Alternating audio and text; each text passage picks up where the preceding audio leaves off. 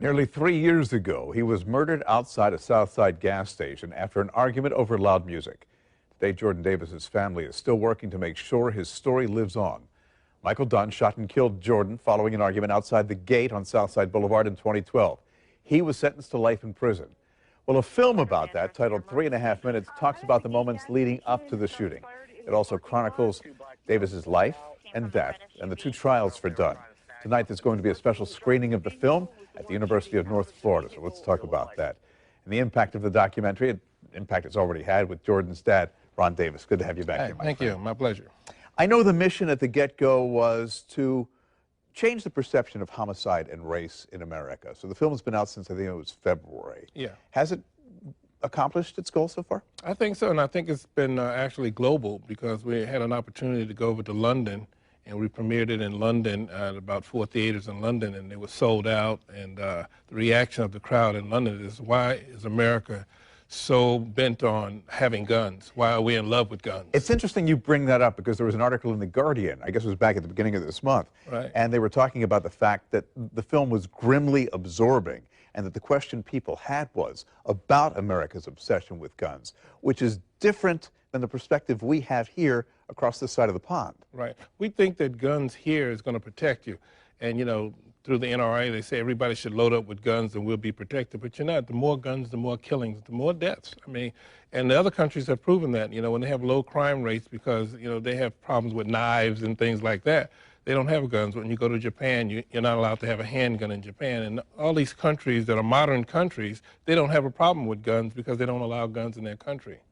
In a nutshell, the message of this film is that in a very short time, the decision you make can cost you your freedom or it can cost you your life. You've been there while people across the country have screened this film. Do they get it when they walk out? They do get it. And what really touches my heart is that the young people get it. You know, the college people, the people in high school, they get it.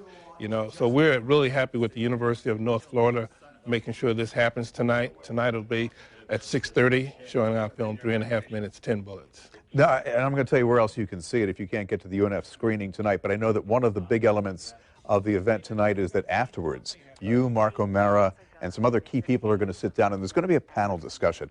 What kind of questions do you usually get peppered with after people watch 3.5 Minutes? Well, I know in 3.5 Minutes we actually have Mark O'Mara in the film, you know, doing, you know, one of the commercials. And so Mark has a different perspective because of his client, which is George Zimmerman. George Zimmerman, right. Trayvon Martin. So I have a different perspective, and it's going to be interesting. So you should all come out and listen to this panel because you have me, and then my attorney, John Phillips, is actually going to be there also, and Shavara Oren, which is an activist, a local activist here in Jacksonville, is going to be there. So it's going to be very interesting tonight after the film.